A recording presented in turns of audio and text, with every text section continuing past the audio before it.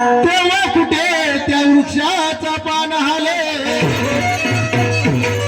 हुकमी पत्ता तुला जीवनाचा खरा तुझ्या इशारावरती हे जग चाले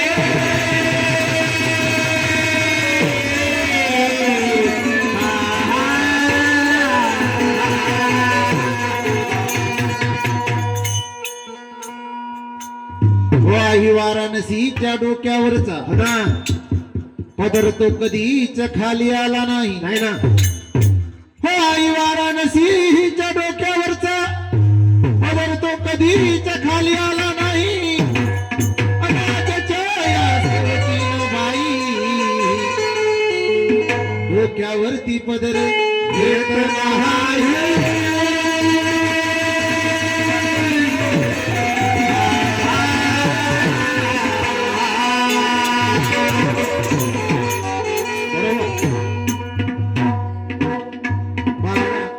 सुंदर से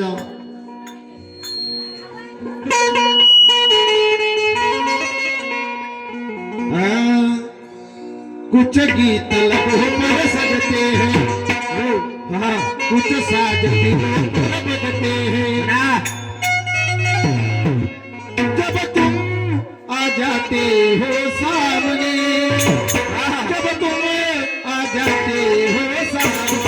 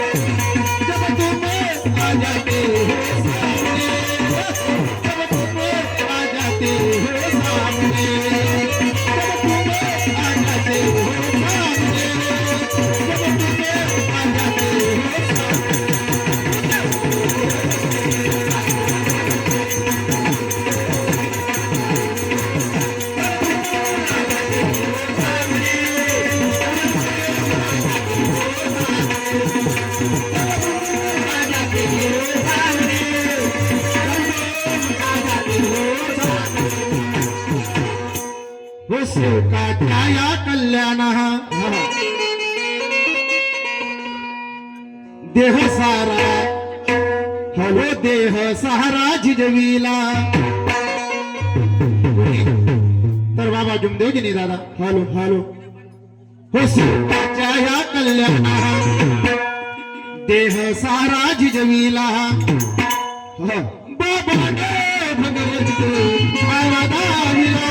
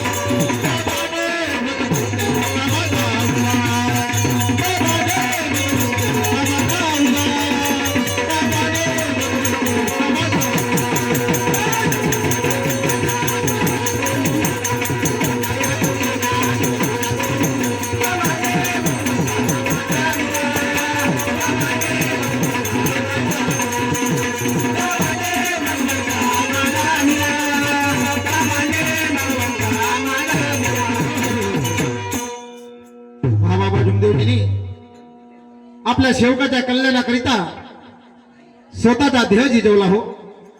बाबांनी आपल्याला सांगितलं आहे की सर्वप्रथम आपला परपंच दुरुस्त करा. जोपर्यंत आपला परपंच तत्व शब्द नियमाच्या आधारे चालणार नाही तोपर्यंत हा परमात्मा आपल्याकडून होणार नाही दादा. नर बायकोमध्ये जर बाजूला जात असेल तर त्या घरामध्ये सत्य मर्यादा प्रेमाचं वातावरण तयार होईल का? नाही होणार.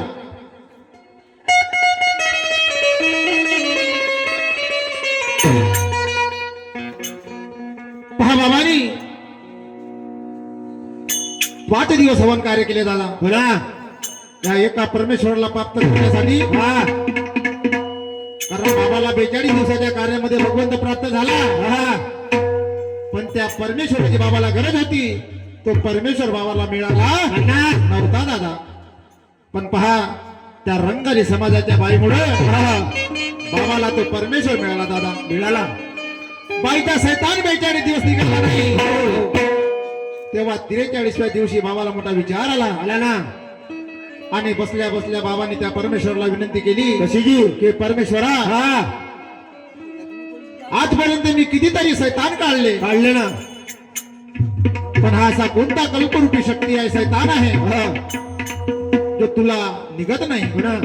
आणि अशी तर कोणती शक्ती असेल तर मला सांगा. यापुढे मी कोण्याही देवाला मानणार नाही. तेव्हा पहा बाबांनी 5 दिवस हवन कार्य केलं. परमेश्वराच्या सांगण्याप्रमाणे 5 दिवस हवन कार्य केलं आणि 5व्या दिवशी बाबाचा मान केला. बाबाचे देवभान विसरले आणि बाबा निराकार अवस्थेमध्ये आले दादा. आणि परमेश्वर बाबाच्या मुखामधून बोलू लागले, हे मानव, तू मुझे कहाँ ढूंढ रहा है? मैं तो 24 तास तेरे पास हूँ. तेव्हा बाबाच्या लक्षात आलं की म्हणे मी बैताळ होतो. आजपर्यंत भगवत कार्य केले पण परमेश्वर तर माझ्यामध्ये आहे. म्हणून बाबांनी आपल्याला पाया लागण्याकरिता नकार दिला दादा. पण काही लोक म्हणतात की मायबाबाच्या पाया का पडत नाही. अहो, पाया पडून काही अर्थ नाही. तर त्यांच्याबद्दल मान सन्मान जर आपल्यामध्ये नसेल तर कोरड्या पाया पडून काय अर्थ आहे. मायबाबाकडून जर आपण बोलपणामध्ये काम करून घेत असेल तर पाया पडून का अर्थ आहे. म्हणून दादा त्यांचा मान सन्मान ठेवा. हीच मोठी संपत्ती आहे म्हणून काय म्हणणं आहे सांगा.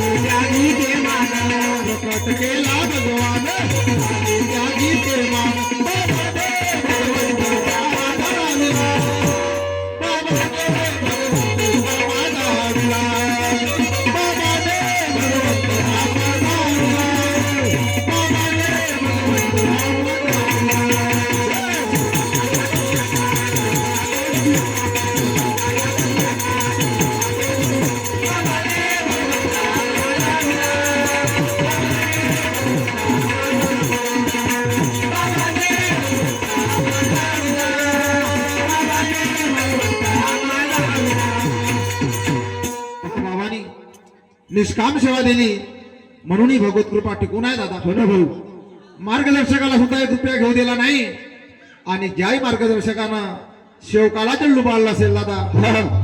त्याची जर तशी भावना असेल हो. याच्याकडून काहीतरी मिळालं पाहिजे हो ना. तर तो शेवक कधी सुखी होणार नाही दादा. हो. मार्गदर्शकाला बाबांनी पैसे तर सोडा हो, हा. चाय नाश्ता सुपारी सुद्धा खाण्यासाठी मनाई आहे. मच्छी मधला जो सेवक असेल त्याच्याकडून मार्गदर्शकाला काही घेता येत नाही दादा. बरोबर ना भाऊ. अशी निष्काम सेवा आहे आहे ना. आणि अशी निष्काम सेवा आहे जगाच्या पाठीवर कुठं मिळणार नाही. हा. म्हणून काय म्हणणं आहे सांगा.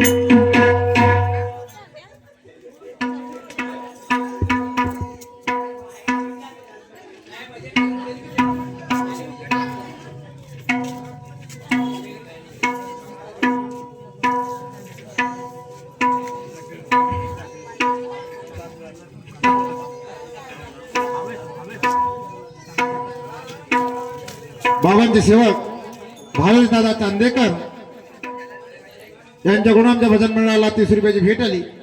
त्यांना बाबाचा आशीर्वाद आणि माझ्या भजन मंडळाकडून नमस्कार.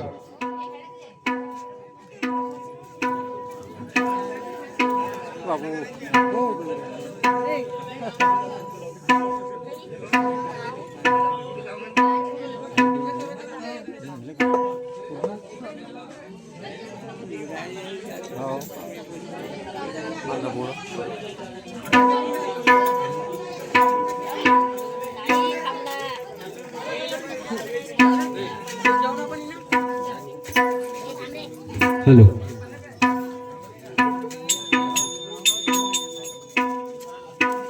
बाबांचे सेवक श्रीमान्य भावरावजी शेंडे यांच्याकडून आमच्या भजन मंडळाला 50 रुपयाची भेट आली.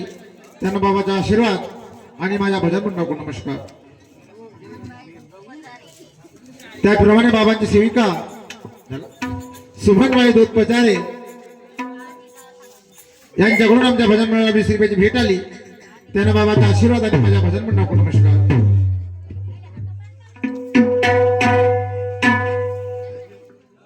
कहाणी म्हणा.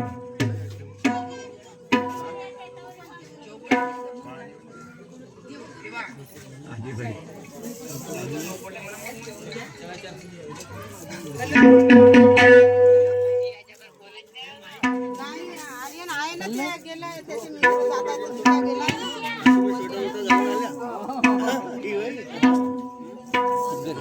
हॅलो.